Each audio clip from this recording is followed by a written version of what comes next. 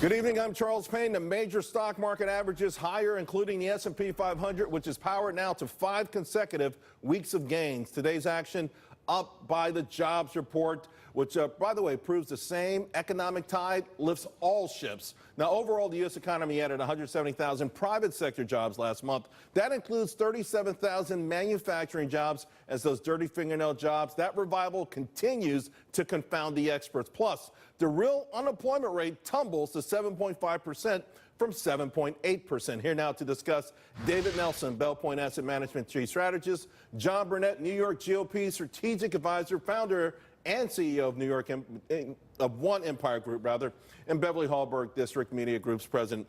Beverly, I want to start with you, but before I do, let me just rattle off some of the key elements of this report that I thought were phenomenal.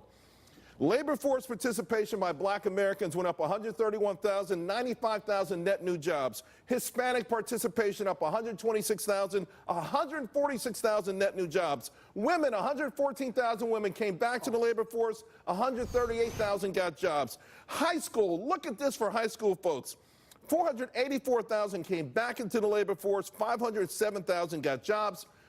The point here, of course, Beverly, is that the same economic tide is lifting all the boats in this country.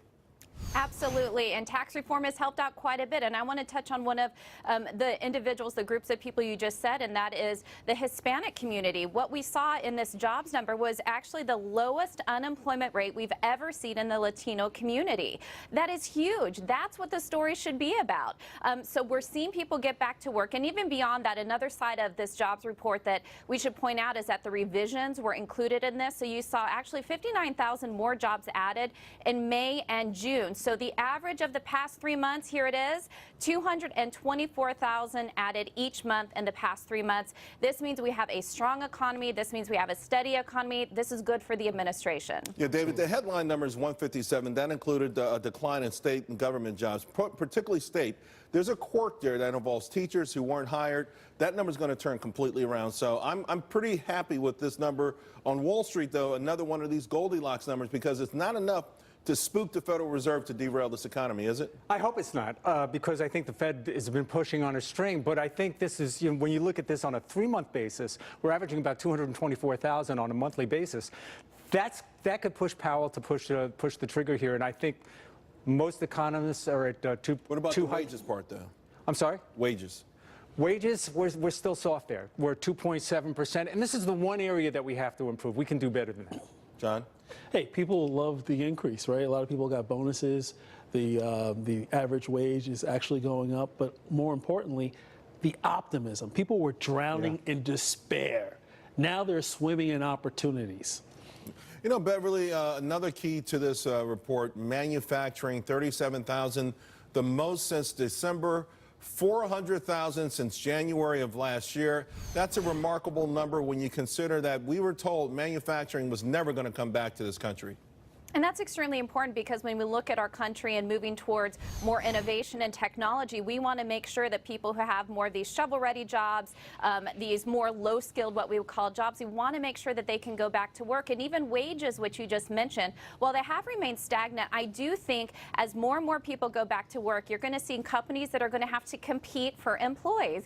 And of course, when they compete, they have to do that through raising wages. So that's how you get wages up. What I am going to be looking for is how does the potential trade war looming between the United States and China move this forward? I'm encouraged that the United States said they did talk to China today because a tit-for-tat tariff war that could lead to a trade war does nothing to help the economy. So I'm hoping we can fix that aspect. Although it hasn't derailed the economy or the jobs market, despite all the hype. I think it could be better. I think it could be better. It can always be better. It's certainly not showing up in the numbers yet. And I think that 60,000 that she just talked about, excuse me, 60 billion, that shows that they have a math problem. They certainly can't match us dollar for dollar.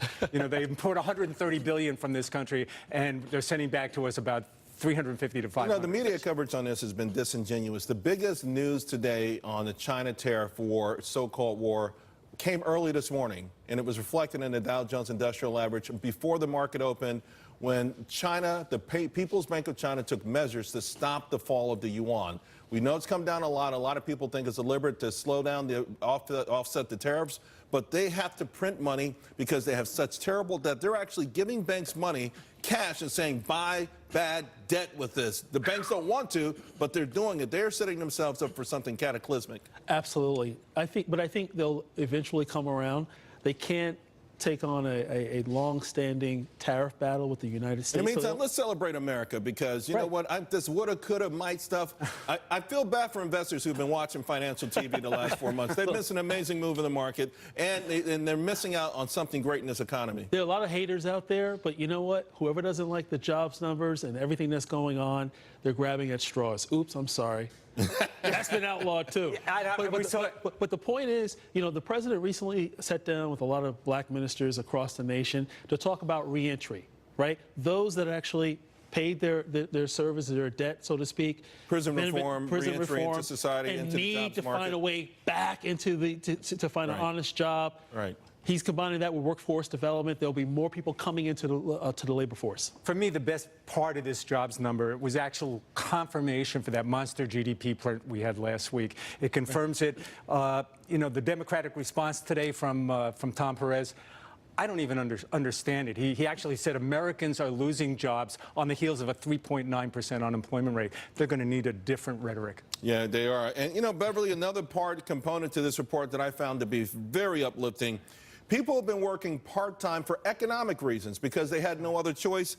That number went down by 176,000. We're also seeing temp jobs go up. We know that these temp workers, most of them can become full-time workers soon. So the transition, the pipeline looks robust right now.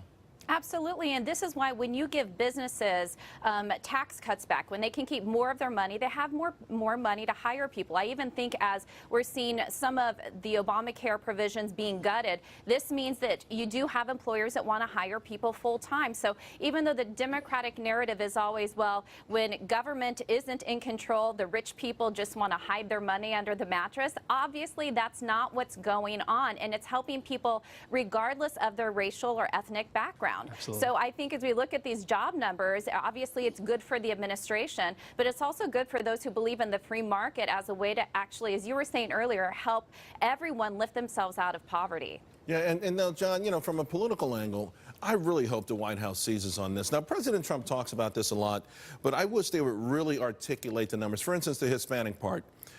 Last month, with Hispanics, you had 146,000 come into the job market and get jobs. Right. The month before that, 250,000.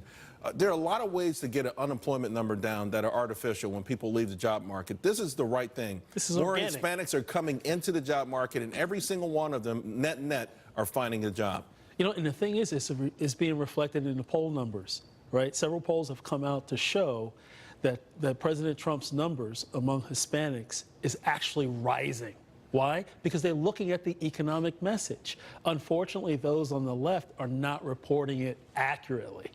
Let me ask you about that, Beverly. You're the messaging expert.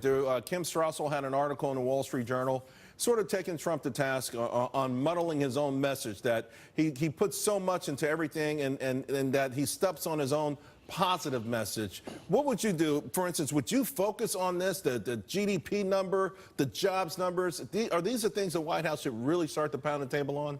I absolutely think so, because when it comes to the economy, when it comes to how much people have in their pocketbook, that's what they ultimately care about. Look, there are plenty of people who voted for President Trump who may have said, I'm not quite sure about him, but I think he's going to do a better job when it comes to Supreme Court picks and also the economy. The economy speaks volumes, especially with midterms around the corner. This is what Republicans should really be holding on to. And one number I want to bring out specifically, the Heritage Foundation came out with this report a few days ago. The average amount that the American household is able to keep since tax cuts is going to average around $1,400 this year. This is huge, especially as we're approaching midterms. All right. Thank you all very, very much.